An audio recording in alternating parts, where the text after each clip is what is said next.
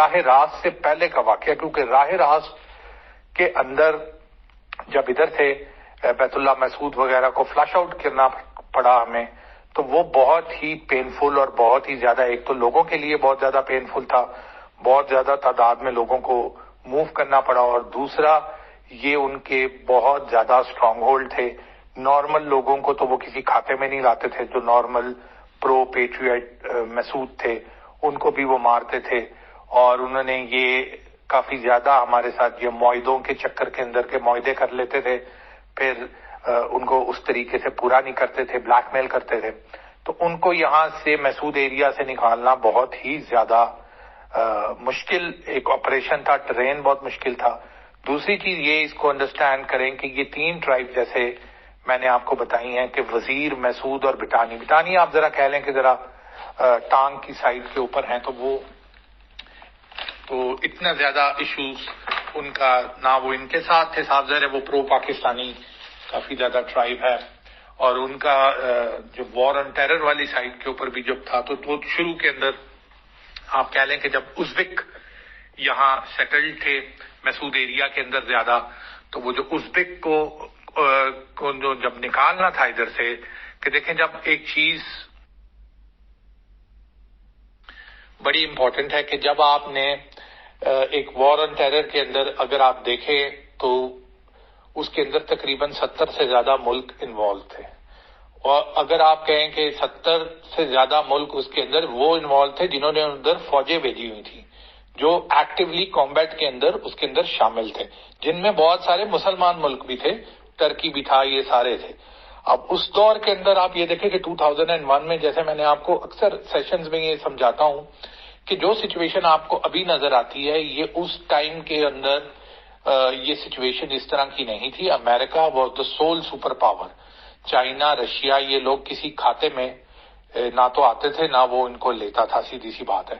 اور اپنی ول کے اوپر اور اپنی ہر چیز، مطلب اپنی پاور کے اوپر وہ ہر چیز کرتا تھا، کوئی اس کو روکنے والا نہیں تھا. یو این کی تو آپ کو پتہ ہے ان کے ساتھ بیکنگ شروع سے ہی رہی ہے.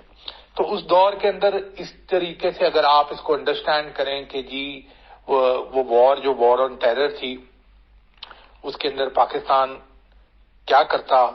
اور پاکستان تو میں آپ کو ایک سچی بات ابھی بتاؤں کہ پاکستان کے اندر جتنی جنگیں آپ نے بھی دیکھ لیا ہوگا جو ابھی کرنٹ ہمیں لڑنی پڑ رہی ہیں، پی ایل اے کے ساتھ لڑنی پڑ رہی ہے، ٹی ٹی پی کے ساتھ لڑنی پڑ رہی ہے، انڈیا کے ساتھ ڈفرنٹ محاذوں پہ ہمیں لڑنی پڑ رہی ہے، ایران کے ساتھ بھی کبھی ہماری جھڑپ ہو جاتی ہے ٹیریٹوریل. لیکن آپ یہ چیز دیکھیں کہ ان ساری جنگوں میں پاکستان کو لڑنا اکیلے ہی پڑتا ہے. وہ آپ کے شہروں میں ٹیررسٹ اٹیک کریں یا آپ کے بارڈر جتنے بھی میں نے آپ کو بتائے ہیں ان کے اندر حملے ہوں، کوئی ملک پاکستان کے ساتھ نہیں آتا. یہ شروع سے ہی ہے. 65 میں مجھے بتا دیں کون سا ملک ادھر آ کے کس نے ہماری مدد کر دی تھی. 71 میں آپ بتا دیں ہم امریکہ نے ہمیں دھوکہ دیا یا جو بھی جس طریقے سے بھی وہ سارا ہوا. کارگل وار میں مجھے بتا دیں. 48 میں آپ مجھے بتا دیں کہ کون سے ایسے ملک تھے جو ہمارے دوست بھی ہوں اور دشمن بھی ہوں یا نیوٹرل بھی ہوں جنہوں نے ہمارا جنگوں میں ساتھ دیا. تو بھائی جنگیں ہمیں اپنی شروع سے لے کے جب سے 75 سال ہوئے ہیں اپنی جنگیں ہمیں خود ہی لڑنی پڑی ہیں، کسی نے ہمارا ساتھ کسی قسم کا نہیں دیا. تو اس وقت بھی یہی سچویشن تھی. آپ مجھے یہ بتا دیں، ویری آنےسٹ آپ ہوئیے گا اپنے اوپر، یہ میرا کو بائسڈ یہ سیشن نہیں ہے، ایک جنرل ڈسکشن کا سیشن ہے، just to make the audience understand about the next جو مین ایپیسوڈ ہے اس کے بارے میں. لیکن آپ مجھے یہ بتا دیں کہ افغانستان نے ہماری انڈیا کے ساتھ 65 میں جنگ ہوئی، ہماری کہاں مدد کی ہے؟ 71 میں ہماری انڈیا کے ساتھ جنگ ہوئی، تو مجھے بتائیں کہ کتنے لشکر، کتنے فوجی، کتنا آرسنل ہمیں افغانستان سے آیا تھا. کارگل کے اندر آپ بتا دیں ہمارے بندے ادھر تھے، تو کتنے ہمیں لوگ جو تھے ایز اے اسٹیٹ کہہ رہا ہوں، ایران نے، افغانستان نے، ترکمانستان نے، جتنے بھی سعودی عربیہ، یو اے ای، قطر، یہ جتنے بھی لوگ تھے، قطر وغیرہ تو خیر پہلی جنگوں میں تو تھے ہی نہیں، انہوں نے ہماری کتنی مدد کی؟ کسی نے کوئی مدد نہیں کی ہماری صرف مدد اگر کی تو ہمارے جذبے نے کی، ہمارے اپنے لوگوں نے کی، ہماری آرمی نے کی، اور یہ ساری جنگیں الون انہوں نے لڑی ہیں. کسی نے ہماری کوئی کسی قسم کی مدد نہیں کی. تو میں یہ کہنا چاہتا ہوں کہ جذباتی ہونا اور وہ چیزیں ہونا تو بہت ہی اچھی چیز ہے. آپ ہوتے ہیں کہ جی یہ کیا ہو گیا، لیکن ایک چیز کا کوئی حل بھی ہوتا ہے، کوئی سولوشن بھی ہوتا ہے. یہ کوئی سولوشن میرے خیال میں اس وقت نہیں تھا. میں ریپیٹ کروں گا کہ اس وقت امریکہ کے 70 ملک، جس میں مسلمان ملک بھی ساتھ شامل تھے، ہم امریکہ کو کہتے کہ چل بھئی ہم تیرے ساتھ لڑتے ہیں. نہیں، یہ کوئی سولوشن نہیں تھا. ہمیں پتا تھا کہ نہ تو ان کے ساتھ طالبان لڑ سکتے ہیں، اتنی زیادہ یو این کی بیکنگ اور اس کے ساتھ وہ آ رہے ہیں، اور نہ ان کے ساتھ ہم اس وقت لڑ سکتے ہیں. ان کے ساتھ ویسے ہی لڑ سکتے تھے جس طریقے سے یہ جنگ پروگریس کی ہے.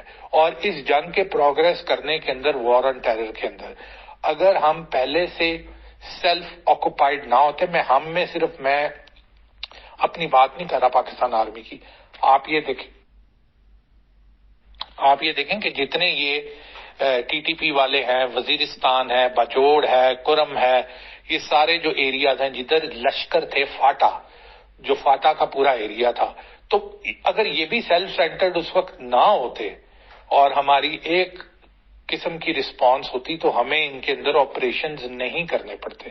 مجھے بتائیں، وہاں سے وہ لوگ سپل اوور ہو کے سارے کے سارے طالبان کو تو کوئی ایشو ہی نہیں تھا. کون سا طالبان مجھے آج بتا دیں کہ جو ملا عمر والے طالبان، بیسیکلی ان کی بات کر رہا ہوں میں، کون سا طالبان جو ہے جو پاکستان سے پکڑا گیا ہو؟ طالبان کو تو کوئی ایشو ہی نہیں تھا. وہ افغانی ہیں، انہوں نے دیکھا اوپر سے بم مار رہے ہیں، نیچے ہم ان کے جہازوں سے B-52 سے لڑ ہی نہیں سکتے، تو انہوں نے کہا بیٹا اپنے اپنے مدرسوں میں جاؤ، اپنی اپنی جگہوں میں جاؤ، جب یہ نیچے آئیں گے، ادھر سیٹل ہو جائیں گے، جو ان کا طریقہ ہے افغانیوں کا، تب ان کو دیکھ لیں گے. وہ اپنے اپنے کام پہ چلے گئے.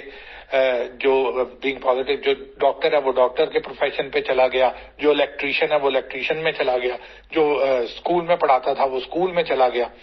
طالبان کو لوکل پاپولیشن کے اندر مکس اپ ہونے کا کوئی ایشو تھا ہی نہیں. ان کا ملک ہے بھائی، ان کے سارے وہ لوگ ہیں، ان کے قبیلے ہیں، ان کے گھر ہیں، ان کے یہ ہیں، ان کو کیا ایشو ہونا ہے؟ انہوں نے گن چھپانی ہے، وہ مکس ہو گئے. اسی لیے آپ دیکھیں کہ طالبان کے بیسیکلی ملا عمر بھی، ان کو 20 سال نہیں ملا عمر ملے، ان کی بیس کے ساتھ، امریکن بیس کے ساتھ رہ رہے. تو there was no issue for the Taliban کے اوپر کوئی ایشو نہیں تھا کہ 20-22 ہزار بندہ پورا افغانستان میں چھپنا ہے، کوئی ایشو نہیں تھا. وہ اپنے اپنے کام پہ واپس چلے گئے. ایشو تھا کس کا؟ ایشو تھا القاعدہ کا. ایشو تھا نان افغان جو فائٹرز تھے ادھر، ان کا. ایشو تھا فلپین کی یہ جو تنظیم ہے، مجھے نام بھول گیا. خیر یہ لوگ جو باہر کے ازبیک، تاجک، جو باہر کے لوگ تھے، عربز، جو باہر کے لوگ افغانستان میں آئے ہوئے تھے ٹریننگ کے لیے، کسی چیز کے لیے، رہنے کے لیے، سیٹلڈ تھے سوویت جہاد سے، تو ایشو تھا ان کا. افغانیوں کا تو ایشو تھا ہی نہیں. تو اب مجھے یہ بتائیں کہ جب ایک ملک آپ کے اپنے لیے اس کے رستے بند ہو جاتے ہیں، دروازے بند ہو جاتے ہیں، ایک آکوپائنگ فورس اتنی بڑی میسو پاور کے ساتھ آپ کے اوپر حملہ کر دیتی ہے کہ آپ کی جو لوکل ایڈمنسٹریشن ہے، لوکل ایڈمنسٹریشن میں کہوں گا افغانیوں کی لوکل ایڈمنسٹریشن ڈسپرس ہو جاتی ہے اور وہ کہتی ہے کہ یہ طریقہ ہی نہیں ہے ان سے لڑنے کا، ہم اپنے طریقے سے لڑیں گے. تو درمیان میں اب جو نان افغان ہیں جو وہاں آ کے رہتے تھے، وہ انہوں نے پھر موو آؤٹ کیا افغانستان سے. اب دیکھیں یہ کوئی کسی قسم کا یہ طریقہ نہیں تھا اور یہ کسی قسم سے ایکسیپٹیبل اس چیز کو آپ کو نہیں کرنا چاہیے کہ جب وہ افغانستان میں ان کو جگہ نہیں ملی تو وہ ہزاروں کی تعداد میں میسولی ہمارے پاکستان کے بارڈرز کراس کرنا شروع ہو گئے اور ادھر آنا شروع ہو گئے اور ادھر آ کے انہوں نے سیٹلمنٹ کر لی. ادھر آ کے لوگوں نے، یہ ہماری غلطی، جو میں آپ کو کہہ رہا ہوں کہ ہماری غلطی یہ تھی لوگوں کی ایز اے نیشن کہ بھائی ہمیں ان کو کہنا چاہیے تھا کہ بھائی جان آپ جدھر رہ رہے ہیں وہیں رہیں، آپ ادھر کیوں ہمارے ساتھ کیوں مصیبت ساتھ ادھر لے کے آ رہے ہیں. لیکن وہی ہوا کیونکہ یہ ایریاز جو بارڈر پہ ہمارے افغانستان کے ساتھ جو بارڈر لگتا ہے فاٹا کا، یہ ہمارے کنٹرول میں تھا ہی نہیں. مجھے اچھی طرح یاد ہے اسکول کالجز میں، آپ کو بھی یاد ہوگا کہ اکثر ایسے ہوتا تھا، اکثر کہ جی کوئی گاڑی چوری ہوگی، کدھر جی علاقہ غیر چلی گئی ہے. اچھا جی کوئی بندہ اغوا ہو گیا، کدھر گیا جی علاقہ غیر چلا گیا. اچھا جی اسلحہ لینا ہے، کہاں سے جا کے لینا ہے جی، چلے جی علاقہ غیر چلیں گے.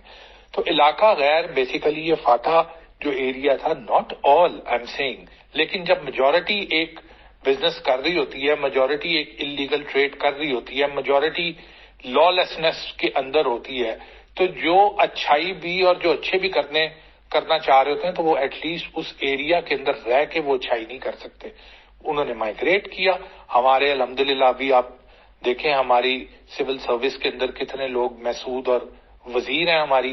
ناٹ آل، لیکن جو جرائم پیشہ جو وہاں کے لوگ تھے، جو بیسیکلی پچھلے 75 سال 70 سال سے جن کا بزنس ایکسٹورشن تھا، جن کا بزنس یہ تھا کہ اگر ادھر لاہور میں کسی نے قتل کر دیا تو وہ اس نے جا کے فاٹا کے اندر پناہ لے لیا اور اس نے جا کے اپنے پیسے دے دیے کہ جی مہینے کے اتنے پیسے دوں گا، مجھے یہاں شیلٹر دیا جائے، مجھے یہ دیا جائے. تو وہ لوگ جو تھے جو جرائم پیشہ، جب یہ ایشو آیا افغانستان کے اندر، امریکنز آ گئے، لینڈ کر گئے اور وہاں سے اتنی میسو موومنٹ القاعدہ والوں کی ہونا شروع ہوگی.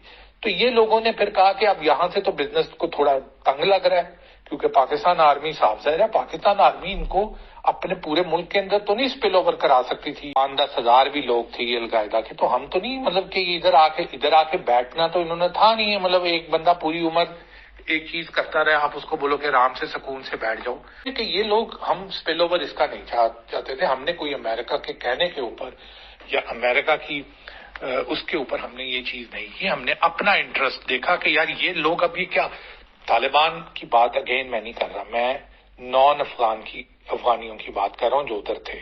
تو اس کے بعد کیا ہوا کہ جب ان لوگوں نے فاٹا والوں نے ڈفرنٹ جو ان کے اندر آپ کہہ لیں 5% لوگ ہوں گے لیکن پاور میں اسٹرانگ، کیونکہ آپ کو پتہ ہے جرائم پیشہ عناصر جو ہوتے ہیں ان کے پاس ہمیشہ اسلحہ ہوتا ہے، پیسہ ہوتا ہے، طاقت ہوتی ہے، طریقے ان کو آتے ہوتے ہیں. اسمگلرز وہ لوگ تھے تو انہوں نے کیا کیا ہوا تھا، ٹنلز بنائے ہوئے تھے، غاریں بنائی ہوئی تھیں، رستے بنائے ہوئے تھے. تب تو یہ وائر بھی نہیں تھی، کھلا بارڈر تھا، تو ویسے ہی انہوں نے کوئی آنے جانے کا افغانستان میں سے ادھر کا کوئی مسئلہ تھا نہیں. تو انہوں نے ان چیزوں کو یوٹیلائز کرنے میں انہوں نے کہا جی اب کسٹمر آگے بڑھے ہمارے پاس، اب ایک بندہ اس کو جان کے لالے پڑے ہوئے ہیں اور وہ کہتا ہے کہ جی میں $1 ملین تمہیں دوں گا، مجھے پناہ دے دو، مجھے بچا لو.